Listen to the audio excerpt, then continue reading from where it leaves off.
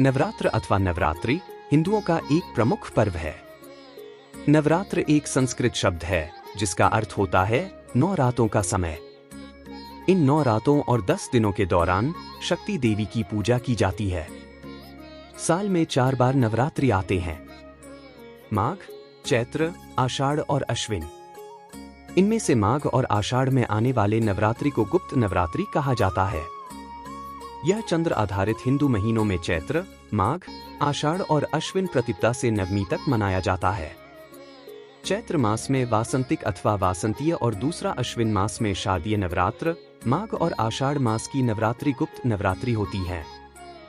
शारदीय नवरात्र का समापन दशहरा को दुर्गा प्रतिमा के विसर्जन के रूप में होता है। गौर से देखें तो नवरात्रि में 3 माह का अंतर होता है। हिंदू कैलेंडर के हिसाब से के सबसे पहले चैत्र मास में 9 दिन चैत्र नवरात्रि के होते हैं। उसके बाद 3 माह बाद आषाढ़ में गुप्त नवरात्रि आते हैं।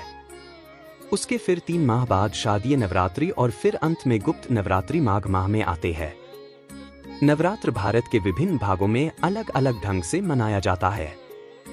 भारत में शारदीय नवरात्रि के पर्व को बड़े हर्षोल्लास के साथ मनाया जाता है।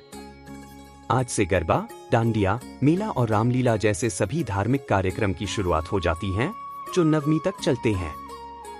इस दौरान पश्चिम बंगाल, ओडिशा, बिहार, उत्तर प्रदेश समेत गुजरात जैसे राज्यों में इसकी अलग धूम देखने को मिलती है। नवरात्र उत्सव देवी अम्बा का प्रतिनिधित्व है। वसंत की शुरुआत और शरद ऋतु की शुरुआत जलवायु और सूरज के प्रभावों का महत्वपूर्ण संगम माना जाता है। ये 2 समय में मां दुर्गा की पूजा के लिए पवित्र अवसर माना जाता है। त्योहार की तिथियां चंद्र कैलेंडर के अनुसार निर्धारित होती हैं। नवरात्र पर्व मां दुर्गा की अवधारणा भक्ति और परमात्मा की शक्ति की पूजा का सबसे शुभ और अनोखा अवधि माना जाता है। यह पूजा वैदिक युग से पहले प्रागैतिहासिक काल से चला आ रहा है। नवरात्र में देवी के शक्तिपीठ और सिद्धपीठों पर भारी मेले लगते हैं। माता के सभी शक्तिपीठों का महत्व अलग अलग है, लेकिन माता का स्वरूप एक ही है।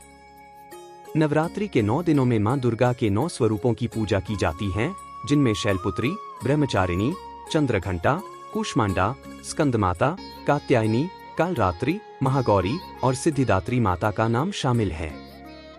नवरात्रि के 9वें दिन, जिसे नवमी कहते हैं, इस दिन 9 कन्याओं को घर में आमंत्रित कर उनकी पूजा की जाती है। कुछ लोग 8वें दिन यह पूजा करते हैं, जिसे अष्टमी कहा जाता है। नवरात्र और मौसम परिवर्तन के काल के दौरान अनाज आमतौर पर परहेज कर दिया जाते हैं, क्योंकि मानते हैं कि अनाज नकारात्मक ऊर्जा को आकर्षित करता है। नवरात्र आत्मनिरीक्षण और शुद्धि का अवधि है और पारंपरिक रूप से नए उद्यम शुरू करने के लिए एक शुभ और धार्मिक समय है।